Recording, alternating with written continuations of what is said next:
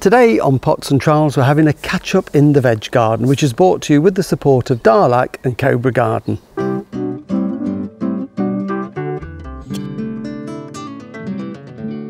Hello, welcome to Pots and Trowels. This week we're in Dennis's garden where we're growing our vegetables this year, and I thought we'd start with these runner beans. Now if you remember, back in early May I sowed the seed. I never start them too early. I like to start them a little bit later so that they grow away faster, and we did a little bit of an experiment. I'm growing two wigwams here.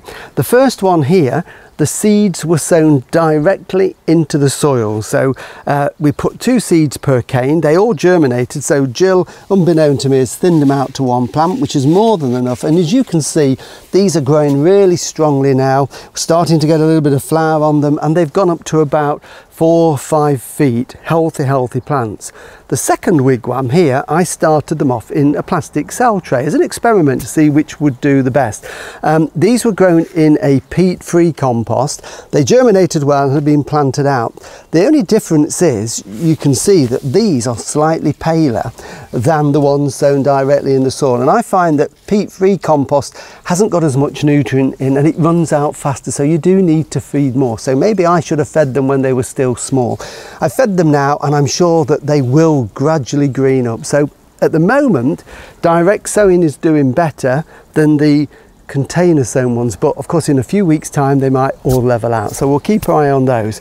Overall in the garden things are growing really well. The carrots are doing well under the carrot root fly cage there, so they're growing nicely. Parsnips are putting some growth on, and the beetroot. We've had some rain at last. We had a very dry June indeed, and it's only now first week in July we've had rain, and these are doing really well. They're just about the size of a golf ball now, so that's that perfect size to start picking them. And of course because of the rain it's freshened them up, and they're just going to get even better over the coming weeks. Onions are doing well, but I've got to take these out.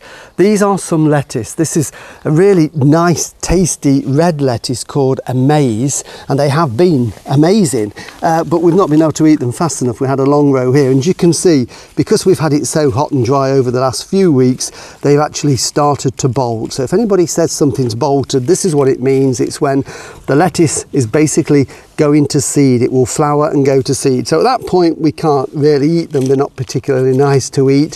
So I'm going to get rid of those, but they won't be wasted because my hens love lettuce. So what I'll do is throw those into the hens in a few minutes time, and we'll just get those out the way. But going back to the onions here, the onions again are growing well. These were all planted this year from sets, and there are 3 different types we've got growing here. There's a pink one, a red one, and the traditional white onion. And you can see we've got some strong healthy tops here, and the bulbs are just starting to swell at the base now. With an onion, up until the longest day, the 21st-ish of June, they're producing leaf growth. As the days are getting longer, they make more and more leaf growth. But once we get from the longest day and gradually the nights are drawing in, the bulb produces at the base of the plant. So over the next couple of months, our onions will form. So what we can do now is just give them a little bit of a boost. And I'm just using a general fertilizer here. This is Grow More, which is a balance of 777 nitrogen, phosphate and potash, but bloodfish and bone would do, or poultry pellets. But you do need some nutrients in there, and all I'm going to do is just sprinkle a little bit between the plants, and it's a perfect time to do it now that the soil is moist after the rain. And then what we always should do with fertiliser, we don't leave it on the top because it oxidises and we lose most of it, is I'm using this little, it's like a little mini onion hoe here, and I'm just going to use this just to chop the soil and just mix it in to the surface that's moist. Any weeds I can take out at the same time, making sure that I don't damage the bulb. So it's just a little bit of light cultivation along the rows to work that fertiliser in and clean them up, and that will dissolve, and over the next couple of months we should get some nice big bulbs forming that will then ripen for us in September. So that's something that I'm going to be getting on with. Elsewhere in the garden, the cabbages and the brassicas are all growing. Again, this rain over the last few days has really spurred them on. You can water as much as you want, but it's never the same as rain. And the potatoes here, this is our potato bed. As you can see, it's doing very well.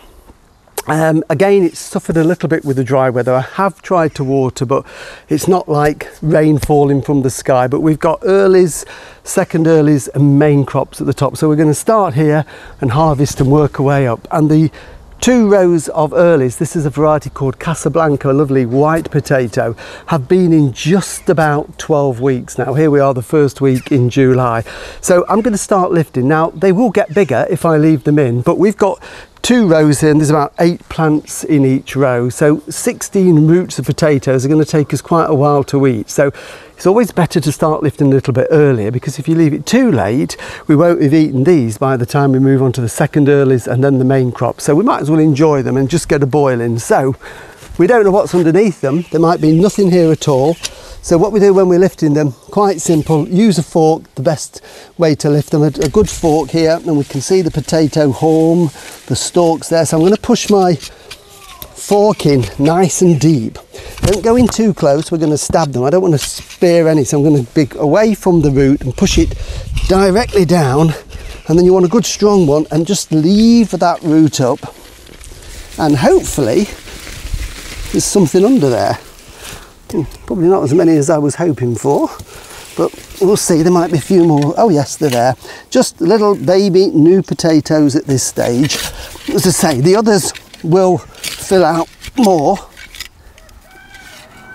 but that's a nice start. There's certainly a boy in there, and over the weeks we shall get more and more. Oh look, they're all coming now, a bit deeper than I thought. They're a bit wet, as I say, because of the rain we had over the last couple of days. So just fork that ground over a few times to make sure we don't miss any. Potatoes are great for breaking up compacted soil, as you can see here. So there we have it. First new potatoes of the season. I think a cabbage from the garden, bit of beetroot, and we've got a meal there.